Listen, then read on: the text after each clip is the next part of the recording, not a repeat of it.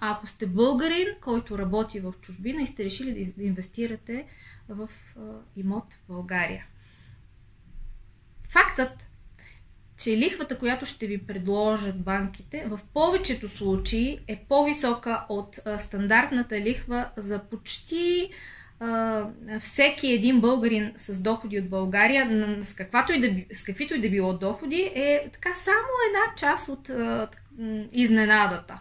Между 1 и 2% горе-долу ще е разликата в лихвените нива. Понякога може да се намали до половин процент, зависи от вашия профил, зависи от банката. Но по-високата лихва не е най-страшното в никакъв случай. Първо трябва да проучите наистина кои банки отпускат кредити за българи, работещи в чужбина. Тоест не се просто се рекламират, ми които наистина отпускат. Оттам нататъка трябва да знаете, че срока, за който може да изтеглите кредит, ако сте българин, работещи в чужбина, обикновено е по-кратък, отколкото за сънародниците ни, които живеят у нас. Ако стандартно повечето банки отпускат до 30 годишен срок на ипотечния кредит, до около 20, даже някои са фиксирали до 15 години, позволяват кредит за българи, работещи в чужбина.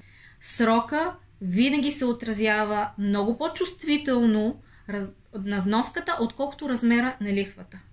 Другото, за което трябва да се приготвите, е, че трябва да имате повече отделени пари, като самоучастие, като лични средства, ако сте решили да купувате имот. Колко повече?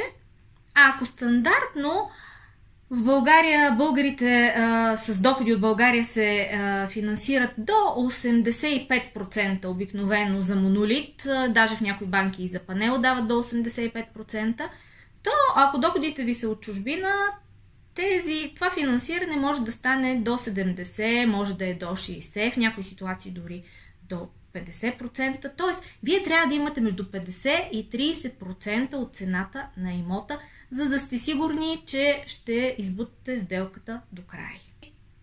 Въпреки, че вие може да живеете примерно в доста бяла държава, може да работите за много реномирана компания, да сте на супер пост, да изкарвате много пари, а да сте с огромно самочувствие, тук на местно ниво е доста голяма вероятността да попаднете на банка, която много да държи лице с постоянно местожителство в България, който да си живее в България и дори да работи, забележете, в България. Не във всички банки е така, но някои има такива изисквания, т.е. да има доходи, с добра кредитна история в България, да ви стане гарант, да разпише договора за кредит.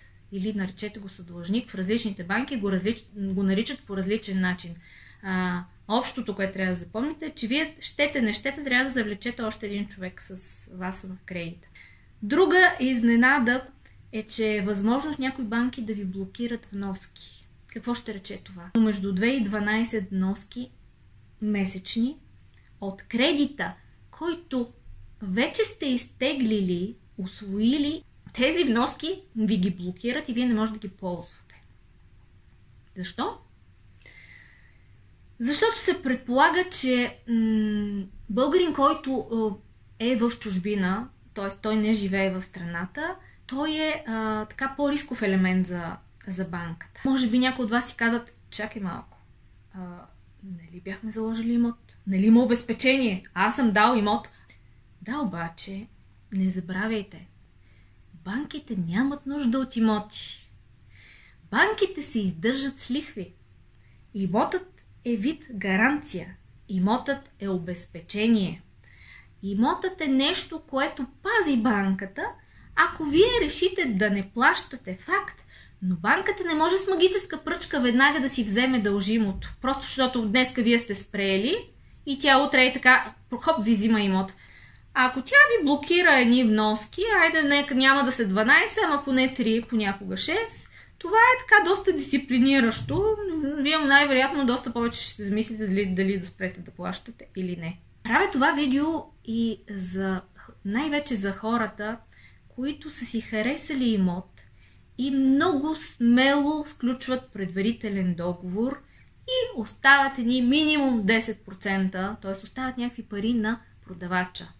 Просто защото са със самочувствие и знаят, че имат добра кредитна история или никаква и че имат добри доходи.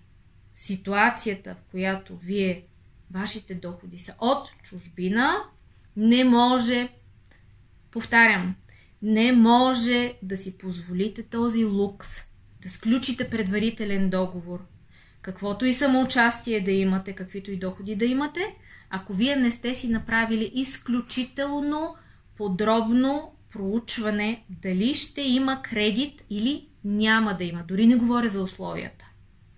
Казвам ви го от опит и ви го казвам с най-добри чувства, за да ви предпазя.